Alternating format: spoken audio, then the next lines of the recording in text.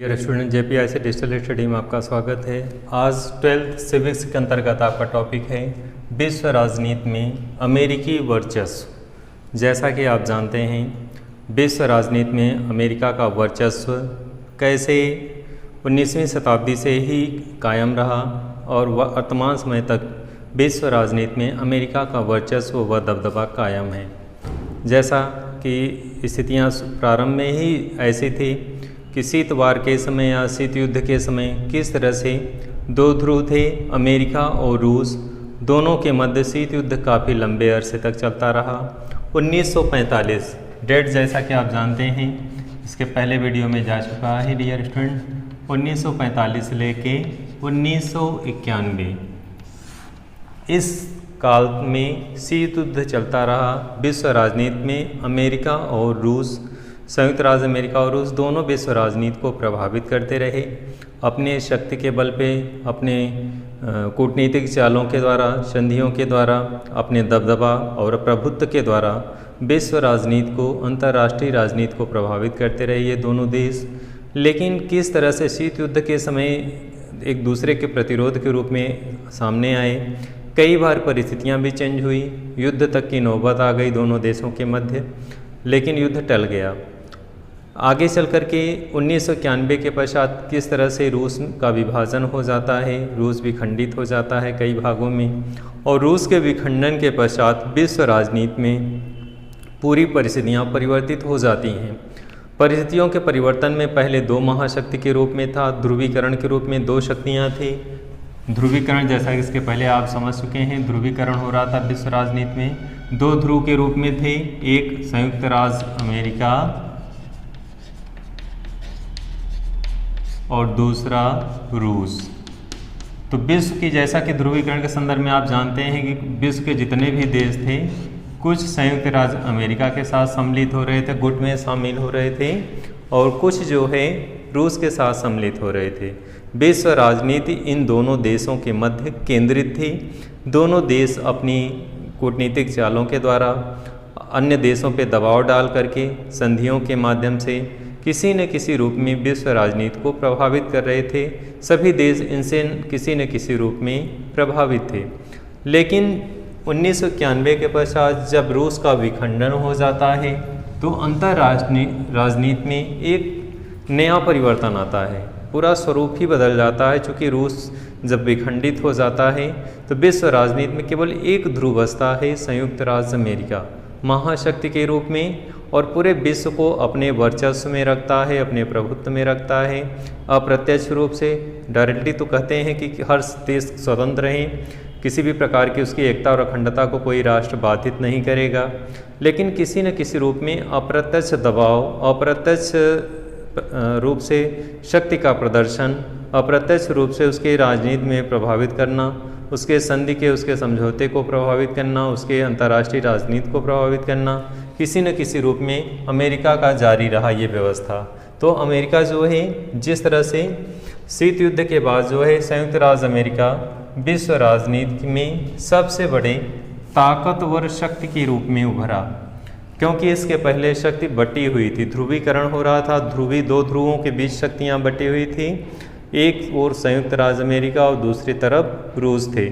लेकिन यहाँ पे ध्रुवीकरण में एक शक्ति जो है क्या हो गई, समाप्त हो गई। समाप्त का मतलब जब रूस का विखंडन हो जाता है तो ऐसे स्थिति में ताकतवर राष्ट्र के रूप में केवल संयुक्त राज्य अमेरिका बचता है, और संयुक्त राज्य अमेरिका जो है विश्व की सबसे बड़ी ताकतवर शक्ति के रूप में उभर करके आता है। तो इस तरह से महाशक्ति के रूप में केवल संयुक्त राज्य अमेरिका बचता है।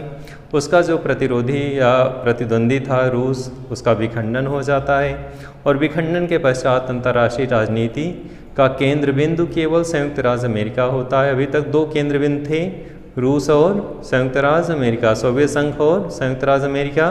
लेकिन सोवियत संघ के विखंडन के पश्चात जो है केवल संयुक्त राज्य अमेरिका ही बचता है, क्योंकि सोवियत संघ विखंडित हो जाता है, कम छोटे छोटे टुकड़ों में बढ़ जाता है। तो ऐसी स्थिति में महाशक्ति के रूप में केवल संयुक्त राज्य अमेरिका बचता है, और वही पूरे विश्व की राजनीति को प्रभावित करता है। तो यहाँ पे भी इस घटना के बाद, यानी जैसा कि आप जानते हैं कि शीत युद्ध के समय की घटना के पश्चात जो है दौर जो अमेरिका के प्रभुत्व एक ध्रुवीय विश्व का दौर कहा जाता है।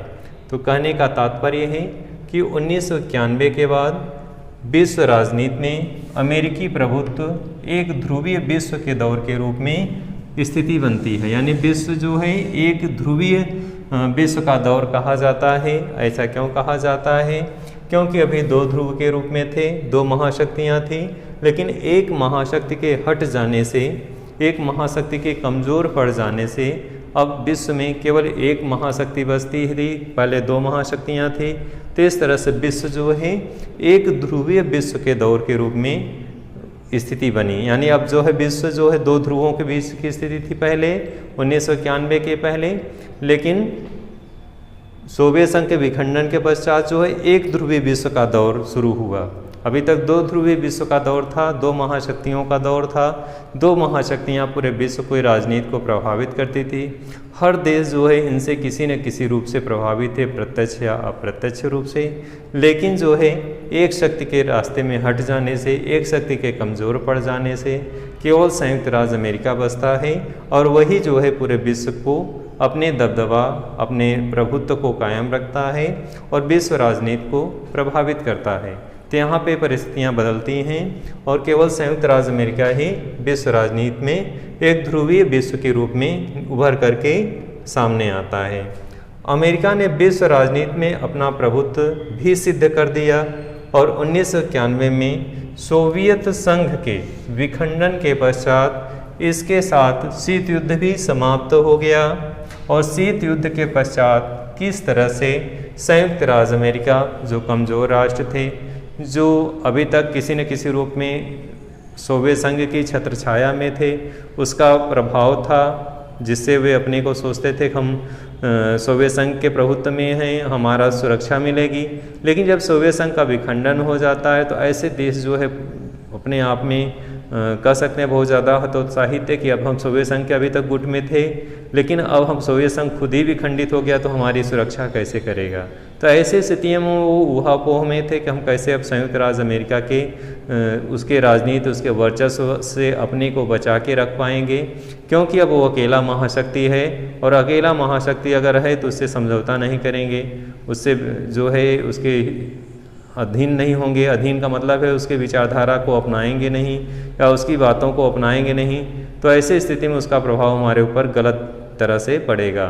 तो अंतर्राष्ट्रीय राजनीति में किस तरह से संयुक्त राज्य अमेरिका का दबदबा बढ़ता गया और विश्व राजनीति को धीरे धीरे सभी देशों को अपने सशक्त ताकत और शक्ति के बल पे प्रभावित करता रहा।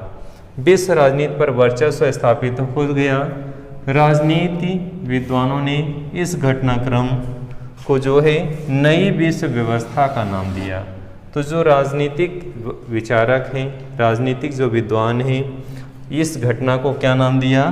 नई विश्व व्यवस्था का नाम दिया, क्योंकि इसके पहले जो विश्व व्यवस्था थी दो महाशक्तियों पर आधारित व्यवस्था थी। दो महाशक्तियों के द्वारा जो वैचारिक मतभेद थे दोनों के मध्य, केवल दोनों ही नहीं प्रभावित हो रहे थे, बल्कि विश्व के सभी देश जो है इससे किसी न किसी रूप में प्रभावित हुए। चाहे वो गुट निरपेक्ष आंदोलन रहा हो, चाहे वो गुट निरपेक्ष देशों के साथ साथ ऐसे देशों का गुट रहा हो जिन्होंने एकजुट होकर के इन दोनों देशों में किसी न किसी रूप में सम्मिलित न होने का फैसला किया था और इन दोनों देशों के विरोध में अपना एक नया गुट बनाए। बहुत सारे देशों ने मिलकर के अपनी इन महाशक्तियों के खिलाफ आवाज़ भी उठाई वैश्विक स्तर पे कि किसी न किसी गुट में शामिल नहीं किया हुआ जाएगा। तो ऐसे स्तर पे जो है जब एक शक्ति बचती है तो अपने आप को स्वयं को बचाए रखने के लिए किस तरह से आगे बढ़े, किस तरह से संयुक्त राज्य अमेरिका का शक्ति इतना ज़्यादा स्थापित हो गया कि विद्वानों ने, राजनीतिक विद्वानों ने इस घटनाक्रम को क्या नाम दिया? नई विश्व व्यवस्था। अगर डियर स्टूडेंट, बहुत सारे विचारात्मक क्वेश्चन होते हैं जब आप वैचारिक रूप से किसी चीज़ को चिंतन करते हैं, मनन करते हैं, अध्ययन करते हैं कि कैसे इस प्रश्न का उत्तर देंगे। तो वैचारिक जो प्रश्न होते हैं विचारों के द्वारा कि इसमें हम क्या क्या लिख सकते हैं, तो उसको अगर आप समझते रहें, कॉन्सेप्ट क्लियर है, तो आप कैसे भी प्रश्न पूछें तो आप उत्तर दे सकते हैं। जैसे यहाँ पे भी एक क्वेश्चन निकल करके आ रहा है कि नई विश्व व्यवस्था, जिसे राजनीतिक विद्वानों ने इस घटना को नई विश्व व्यवस्था का नाम दिया। अब यही अगर एग्जाम में क्वेश्चन आ जाए कि नई विश्व व्यवस्था से आप क्या समझते हैं, तो आप बहुत सरल तरीके से लिख सकते हैं कि नई विश्व व्यवस्था से तात्पर्य है शीत युद्ध के पहले किस तरह से विश्व में दो महाशक्तियाँ थीं, जो दोनों महाशक्तियाँ अपने शक्ति के बल पे, अपने जो है वर्चस्व और ताकत के बल पे पूरे विश्व की राजनीति को प्रभावित कर रहे थे। अभी तक गुटबंदी थी, कुछ देश रूस के साथ जुड़े हुए थे, कुछ देश जो है संयुक्त राज्य अमेरिका के साथ जुड़े हुए थे। इस तरह से विश्व जो है सोवियत संघ और संयुक्त राज्य अमेरिका के दो ध्रुवों के बीच जो है बटा हुआ था, दो लॉबी थी विश्व में। लेकिन यहाँ पे परिवर्तन हो जाता है और केवल संयुक्त राज्य अमेरिका बचता है। सोवियत संघ के विखंडन के पश्चात जो है महाशक्ति केवल एक बचता है, दो महाशक्ति के रूप में। दो महाशक्ति के विकल्प अब खत्म हो गया। तो इस तरह से इस परिवर्तन को, जो केवल अब एक महाशक्ति प्रभावित कर रही है अंतर्राष्ट्रीय राजनीति को, इसी व्यवस्था को क्या नाम दिया गया? नई विश्व व्यवस्था का नाम दिया गया।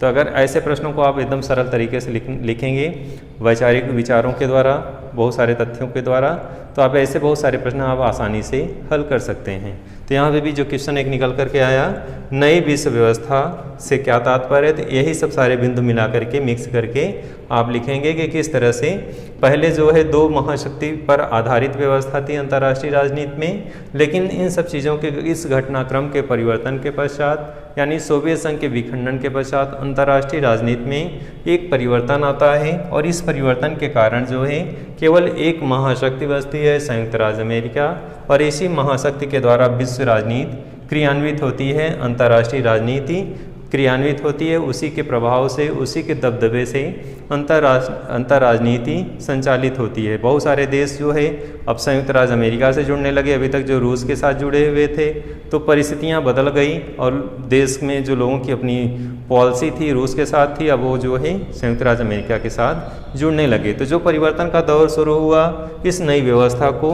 नाम दिया गया, नई विश्व व्यवस्था का नाम दिया गया, क्योंकि अंतर्राष्ट्रीय राजनीति में परिस्थितियां बदल गई थी।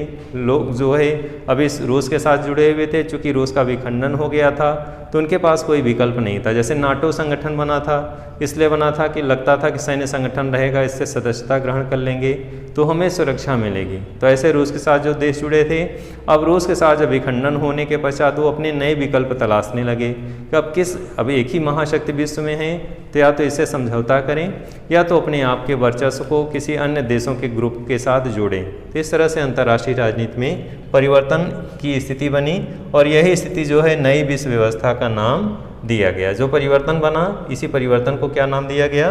नई विश्व व्यवस्था। सैन्य क्षमता और प्राकृतिक संपदा, सांस्कृतिक व विचारधारा की शक्ति अमेरिका के पास थी और इसी शक्ति के बल पे वो क्या करता था? विश्व राजनीति को प्रभावित करता था। यानी खुद ताकतवर देश था, उसका ढांचा इस रूप में था, प्राकृतिक संसाधन उसके पास इस तरह से पर्याप्त मात्रा में थे, जो उसको वर्चस्व को आगे बढ़ाने के लिए, उसकी शक्ति को आगे बढ़ाने के लिए, अंतर्राष्ट्रीय राजनीति में उसके दबदबा को आगे बढ़ाने के लिए, इन सभी तथ्यों का योगदान था, जिसके बल पे संयुक्त राज्य अमेरिका विश्व में अपना दबदबा कायम रखा और अपने शक्ति को क्रियान्वित किया। अंतर्राष्ट्रीय राजनीति को प्रभावित करते हुए किस तरह से कमज़ोर देशों के साथ, जो बहुत कमज़ोर थे, सैन्य शक्ति से कमज़ोर थे, आर्थिक ढांचा उनका कमज़ोर था, किस तरह से अपने वर्चस्व के बल पे उन्हें अपने अंडर में लिया, उन्हें अपने अधीन करके गुलाम तो नहीं बनाया, लेकिन उनकी अंतर्राष्ट्रीय राजनीति को अपने वर्चस्व के बल पे प्रभावित किया कि वे कौन से कार्य करें, किस तरह से अंतर्राष्ट्रीय राजनीति में अपनी विचारधारा को, किस देश को समर्थन करें, अपनी विचारधारा के द्वारा किस देश को विरोध करें, ये उसके पर आधारित हो गया। यानी संयुक्त राज्य अमेरिका जो चाहता था, कमज़ोर देश उसके आधार पे, उसके इशारे पे चलने लगे। तो इस तरह से वे शक्तियाँ इसकी थी जो संयुक्त राज्य अमेरिका की, चाहे सांस्कृतिक थी, चाहे प्राकृतिक संपदा थी, चाहे उसकी एक विशिष्ट विचारधारा की शक्ति थी, और ये सभी चीज़ें उसे जो है उसके वर्चस्व को कायम करने में सहयोग प्रदान की। आगे इसी क्रम में बढ़ेंगे। अमेरिका दूसरे राज्यों को अपने आदेशों का पालन करने के लिए मजबूर करता रहा, क्योंकि वह सैन्य शक्ति के बल पे, आर्थिक ढांचे के बल पे, मुद्रा के बल पे, विविध शक्तियों के बल पे विश्व में अपना दबदबा कायम रखा और ऐसे राष्ट्रों को अपने विचारधारा के अनुकूल जो है उनकी विचारधारा को क्रियान्वित करने के लिए विवश किया, मजबूर किया, जिससे वे इसी के मन के हिसाब से, इसी के मनमाफिक हिसाब से अपनी अंतर्राष्ट्रीय राजनीति को क्रियान्वित करें। अफगानिस्तान और इराक में सैन्य बल का प्रयोग, यह परिणाम निकला। जैसे अमेरिका के द्वारा जो है अफगानिस्तान में सैन्य कार्रवाई की गई। सैन्य कार्रवाई अंतर्राष्ट्रीय स्तर पर कोई देश जब दूसरे देश के साथ करता है तो उसकी समीक्षा होती है। कोई भी देश जो है किसी देश की अंतर्राष्ट्रीय सीमा का उल्लंघन करने के लिए मनाही है। जैसा कि संयुक्त राष्ट्र संघ की व्यवस्था दी गई है कि कोई देश दूसरे की अंतर्राष्ट्रीय सीमाओं का उल्लंघन नहीं करेंगे। लेकिन जो ताकतवर शक्ति है जैसे संयुक्त राज्य अमेरिका है या रूस है, ये सभी जो है अंतर्राष्ट्रीय स्तर पे संयुक्त राष्ट्र संघ जैसे संस्था को भी, उसके सिद्धांतों को भी नकार देते हैं। जहाँ पे भी सैन्य कार्रवाई करनी होती है खुल के करते हैं, चाहे कितने लोग मारे जाएं, किसी भी स्थिति में ऐसे संयुक्त राष्ट्र संघ जैसे संस्था के सिद्धांतों का भी ये लोग पालन नहीं करते। तो ऐसी स्थिति में अमेरिका के द्वारा अफगानिस्तान और इराक में जो सैन्य बल का प्रयोग किया गया, इसका क्या परिणाम निकला कि यहाँ पे हज़ारों बेगुनाह लोग मारे गए।